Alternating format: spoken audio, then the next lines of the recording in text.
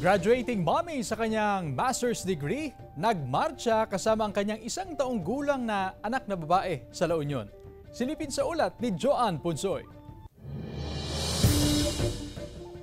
Agaw pansin ng 1 taong gulang na bata sa graduation rites ng isang kolehiyo sa San Fernando City, La Union. Paano kasi siya mismo ang may suot ng toga habang nagmamarcha, kasama ang kanyang ina na nagtapos ng master's degree in library and information science. Kinagiliwan ito ng mga nakakita. I had to grab my cell phone and took a video of it. Napaka-adorable yung moment na yun para sa akin. So I was really amazed.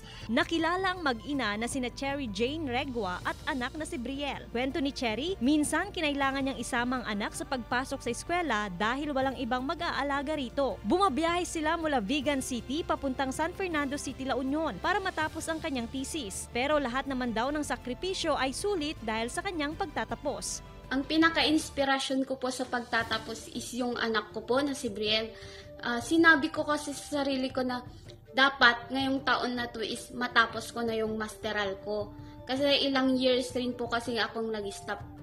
Na kakayanin ko to, ipupush ko to para sa magandang kinabukasan ng anak ko. Librarian sa isang kolehiyo sa Vigan City si Cherry, na patuloy daw magsusumikap para mapagtapos din ng pag-aaral ang anak. Joanne Punsoy, One North, Central Luzon.